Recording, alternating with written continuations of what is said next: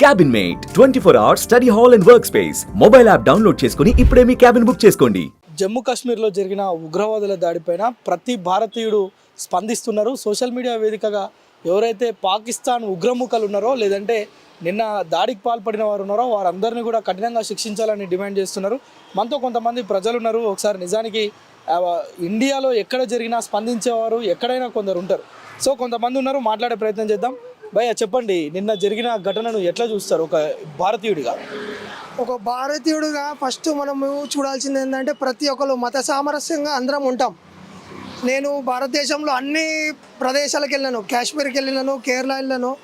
So last time Amarnath యాత్రకి వెళ్ళినప్పుడు ఒకటే అనిపించింది, దేశంలో ఉన్న బడ్జెట్ మొత్తం అమర్నాథ్ కాశ్మీర్ కేంద్రంగా పెడుతున్నామా అనిపించింది. అంటే అక్కడనే మనకు తెలుస్తుంది గవర్నమెంట్ ఎంత కష్టపడుతుంది. మన 12,000 కోట్లు మనకి కాశ్మీర్ రాష్ట్రంలో పెడుతుంది. ఎందుకంటే ప్రతి ఒక్క భారతీయుడు సురక్షంగా ఉండాలని చెప్పే ఉద్దేశంతో రాష్ట్ర ప్రభుత్వం కానీ కేంద్ర ప్రభుత్వం కానీ అక్కడ ఆయా రాష్ట్ర ప్రభుత్వాలు కేంద్ర ప్రభుత్వాలు మొత్తం కలిపి ఏటా 12,000 కోట్లు దాని మీద డిఫెన్స్ మీద మళ్ళీ సిఐఎస్ఎఫ్ సిఆర్పిఎఫ్ మొత్తం అందరు కలిసి అక్కడ పెడుతున్నారు. ఎందుకంటే ఓన్లీ బికాస్ ఆఫ్ ఇండియన్ బాగుండాలి, ప్రతి ఒక్కరు భారతదేశంలో సురక్షితంగా ఉండాలనే ఉద్దేశంతో. కానీ నిన్న చూసినప్పటికైతే ఎవరైతే ఒక వర్గం చెందిన వాళ్ళు, ముస్లిమ్స్ అని చెప్పలేము కానీ ఒక వర్గానికి చెందిన వాళ్ళు పాకిస్తాన్ నుంచి వచ్చినారా లేకపోతే నిన్న మీడియా రిపోర్ట్ చూసిన ప్రకారం అయితే ఇద్దరు ఎవరైతే కాశ్మీర్ నుంచి భారతదేశం నుంచి బయటికి వెళ్ళిపోయినారో, కాశ్మీర్ నుంచి బయటికి వెళ్ళిపోయి పాకిస్తాన్లో పిఓకే ప్రాంతంలో ట్రైనింగ్ తీసుకొని మళ్ళీ భారతదేశం పైన అటాక్ చేసిన ఉన్నది. ఇది ఎలా ఉందంటే తల్లి పాలు తాగి తల్లి రొమ్మినను గుద్దినట్టు ఉన్నది. దీనికి ఎట్లా అంటే ఈట్ కా జవాబ్ పత్తర్ సే దేనా పడేగా. భారతదేశం కూడా ముందట్లాగా లేదు. ఇప్పుడు ఒక్కటి అంటే మనం ఎయిర్ స్ట్రైక్ చూసినాము, పుల్వామా అటాక్ చూసిన వెంటనే మనము ఎయిర్ స్ట్రైక్ చూసి లోపలికి వెళ్ళి కొట్టినాము. మన గవర్నమెంట్లో ఏమాత్రం తక్కువ తినలేదు. లోపలికి వెళ్ళి అణుగా వెతికి మరీ కొడతాం. దానికి ప్రతి ఒక్క ఇప్పుడు irrespective of parties, irrespective of caste, creed, religion దీని మీద ఉండాలి. ఎందుకంటే ఇది భారతదేశానికి సంబంధించింది. దీనిలో పొలిటిసైజ్ చేయని అవసరం లేదు. ప్రతి ఒక్కరు, అది కాంగ్రెస్ అయినా, టీఆర్ఎస్ అయినా, బీజేపీ అయినా, బీఆర్ఎస్ అయినా, ప్రతి ఒక్కరు భారతదేశంకి ఆపద వచ్చినప్పుడు ప్రతి ఒక్కరు భారతదేశం కోసం యునైట్ కావాల్సిన టైం ఇది. సో ఈ అందరు యునైట్ అయ్యి మనకి ఎవరైతే దేశానికి వ్యతిరేకంగా చేస్తున్నారో వాళ్ళందరికీ ఈట్ కా జవాబ్ పత్తర్ సే దేనా పడేగా. పహల్గామ్ దాడిలో ఏదైతే 30 మంది చనిపోయిన సందర్భాన్ని మనం ఒకసారి మాట్లాడుకుంటే కేవలం ముస్లిమేతరులని అక్కడ చంపినట్లుగా మనకు తెలుస్తుంది. అంటే ఐడి కార్డులు చూడడం కావచ్చు, బట్టలు విప్పి చెక్ చేయడం కావచ్చు, ఇవన్నీ దేనికి నిదర్శనం అనేది మనతో పాటు అంటే ఒక ఇండియన్స్గా ముస్లిమ్స్ కూడా దీన్ని ఖండిస్తున్న పరిస్థితి ఉంది. నిజానికి ఈ ఘటన మీద ఏం మాట్లాడతారో చూద్దాం. భయ్యా చెప్పండి, అక్కడ ముస్లిమ్సా హిందూసా అని చెక్ చేసుకొని మరి ఇంతటి దుర్మార్గానికి పాల్పడాల్సిన అవసరం ఉందేనా అసలు? ఇది చాలా బాధాకరమైన విషయం అన్న. దీన్ని నేను ఖండిస్తున్నాం. మేము ముస్లిం అందరం ఇది ఆ టెర్రరిస్ట్ చేసిండ్రు అంటున్నారు. కంపల్సరీ దీనికి మోదీ ప్రభుత్వం కఠినంగా శిక్షించాలని కోరుకుంటున్నాం. ఇంతకుముందు కూడా ఇలా జరిగితే సర్జికల్ స్ట్రైక్ అని చేసిండ్రు. దానికన్నా దారుణంగా ఇప్పుడు మన ఈ టెర్రరిస్ట్ మీద చేయాలని మేము కోరుకుంటున్నాం అన్న.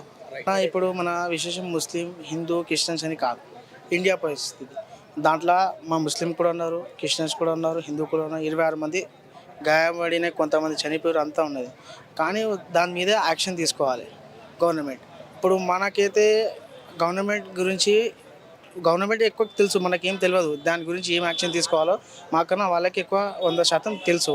కాబట్టి వాళ్ళు యాక్షన్ తీసుకోవాలి. ఆ 26 మంది కూడా కొంచెం చూడాలని. అంటే మీరు ఒక ముస్లింగా ఇలా కేవలం ముస్లింలను కాకుండా వేరే మతస్థులను టార్గెట్ చేసి చంపడం ఎంతవరకు కరెక్ట్ అంటారు ఒక ముస్లింగా? మీరు అంటే ఇండియన్గా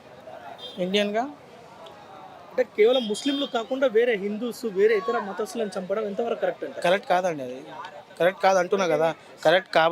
కరెక్ట్ కాదు కాబట్టే దాని మీద ఇప్పుడు గవర్నమెంట్ ఫస్ట్ దీని మీద ఫోకస్ చేయాలి. ఆ దారి చేసిన వాళ్ళకి ఫోకస్ చేసి వాళ్ళు ఎవరు, ఏడు నుంచి వచ్చారు, వాళ్ళకి ఎవరు పంపించారు. ఇంతకుముందు కూడా పాకిస్తాన్కి కొంచెం భయం ఉన్నది వాళ్ళకి.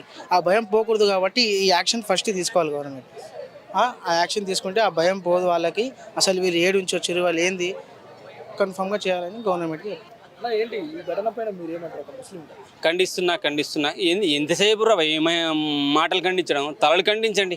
మాటలు ఖండిస్తున్నా అయిపోయిందా, మాటలు ఖండించేసినట్టు అయిపోయిందా, ఇది జరిగింది నేను ఖండిస్తున్నా. ఇతర దేశాల రాష్ట్రపతులు, గవర్నర్లు, అధ్యక్షులు, ప్రధానమంత్రులు కూడా ఫోన్ చేసి ఖండిస్తున్నామండి, మీకు ప్రగాఢ సానుభూతి తెలియజేస్తున్నామండి. అరే నాయన, మీరు మాటలు ఖండించడం ఆపేసి తలలు ఖండించే ప్రయత్నాలు చేయండి.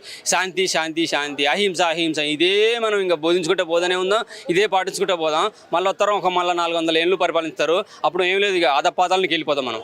మన ఆర్థిక వ్యవస్థను కుంటుపడేలా చేయడానికి, మన టూరిజాన్ని దెబ్బ కొట్టడానికి, టూరిస్టులకు భయం పుట్టించడానికి, ఆటోమేటిక్గా భయం పుట్టిందంటే మన టూరిస్టులు పోరు, ఆర్థికంగా ఎదగము. బయట నుంచి వచ్చే ఇతర దేశాలలో కూడా ఆడికి రారు. టూరిజం అనేది దెబ్బతింటుంది, ఆర్థికంగా మనం ఎదగము. సో ఆటోమేటిక్గా అయింది, మనం ఆయుధాలు కొనుక్కోలేము. మన దేశ రక్షణ కోసం డబ్బులు లేనప్పుడు మనం ఎట్లా కొంటాం, మన దేశాన్ని ఎలా రక్షించుకుంటాం? సో ఈ భయాన్ని మనకు పుట్టించడానికి, ఆర్థికంగా దెబ్బ కొట్టడానికి చేసే ప్రయత్నం ఉంటున్నారు.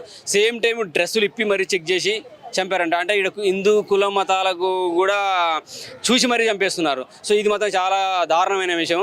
ఇటువంటి పని ఎవరు చేసినా సరే దొరకబట్టేసుకొని ఆ దేశానికి వెళ్ళి వాడిని మీరు శిక్షిస్తారా లేదా, లేదంటే గల్లా పట్టుకొని లాక్కొచ్చి, అప్పుడప్పుడు సర్జికల్ స్ట్రైక్ జరిగినప్పుడు గూస్కే మారని చెప్పేసి ఇళ్లలో దూరిపోయి కొట్టుకొచ్చి లాక్కొచ్చి చంపేశారు చూడండి. అటువంటి ప్రయత్నం ఖచ్చితంగా చేయాలి. ముఖ్యంగా మన వాళ్ళు ముందు జాగ్రత్తలు పాటించాలి. మన ఇంటెలిజెన్స్ కావచ్చు, మన ఆర్మీ కావచ్చు, ఇటువంటి ప్రాంతాలకు వెళ్ళడానికి రావడానికి ఇబ్బందికరంగా ఉంటుందంట.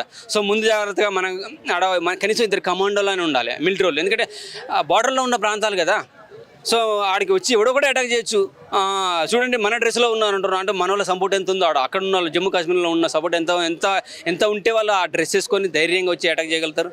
సో ఇది మాత్రం చాలా దారుణం. మనోడు ఎవడైతే ముందు మనోడు పట్టుకోండి, సపోర్ట్ చేసినోడు ఎవడో, వాళ్ళ పేర్లు పెట్టుకొచ్చినాయి, వీళ్ళకి సపోర్ట్ చేసినాడో, వాడు ఎన్ని రోజులు ఎవరింట్లో ఉన్నాడో వీళ్ళని దొరకబట్టేసుకొని ముందు వీళ్ళని ఉరికంబం ఎక్కిచ్చేస్తే, అరే వాళ్ళ దేశాలలో వాళ్ళనే చంపుతున్నారు అంటే మన దేశం మీద ఏ విధమైన దారుణమైన అటాక్ చేస్తారు. ఒక్కసారి ఒక బాంబు విసిరైతే మనం ఉన్నదే 40 కోట్లు, వాళ్ళు ఉన్నది 140 కోట్లు. వాడు ఒక బాంబు విసిరేస్తే మన 40 కోట్ల మంది ఎక్కడికి పోతారనే భయం కలగాలి వాళ్ళకి. ఏంటి ఇప్పుడు జమ్మూ కాశ్మీర్లో జరిగిన సంఘటన? సో నిజంగా చూసుకుంటే జమ్మూ కాశ్మీర్లో జరిగినటువంటి ఏదైతే ఉగ్రవాదుల దాడి ఉందో, అమాయకుల్ని బలి తీసుకోవడం అనేది అయితే కరెక్ట్ కాదు. మీ దగ్గర నిజంగానే అంత దమ్ముంటే యుద్ధం ప్రకటించండి. కానీ ఇలాంటి అమాయకమైన ప్రజలు, కొత్తగా పెళ్ళైన వాళ్ళు హనీమూన్ కానీ టూరిస్ట్ మన జమ్మూ కాశ్మీర్కి వెళ్తే పెళ్ళై 6 రోజులు కూడా కాలే వాళ్ళ భర్తను చంపేశారు. ఇలాంటి అమాయకమైన ప్రజల్ని చంపేస్తే మీకేమొస్తుంది? మీకు ఏదైనా ఉంటే ప్రభుత్వం పైన మీరు ఏదైనా చర్యలు తీసుకోవాలి, కానీ అమాయకమైన ప్రజలపైన ఈ రకంగా చేయడం అనేది అయితే కరెక్ట్ కాదు. అంటే ఎట్లా శిక్షించాలంటారు వాళ్ళని? సో వాళ్ళని శిక్షించేది ఏం లేదు. సో వాళ్ళు ఎంతమందిని అయితే బలికొన్నాడో, వాళ్ళు ఎవరైతే దాడి చేశారో వాళ్ళని ఎన్కౌంటర్ చేసి లేపేయాలి. ఇంకా శిక్షించడం, వాళ్ళని జైల్లో పెట్టి మేపడం, మళ్ళీ 10 సంవత్సరాల తర్వాత వాళ్ళకు ఉరి శిక్ష చేయడం, అలాంటివి అయితే చేయడము ఇదైతే కరెక్ట్ కాదు. సో అలా చేస్తున్న కొద్దీ ఈ దాడులన్నీ పెరుగుతూనే ఉన్నాయి.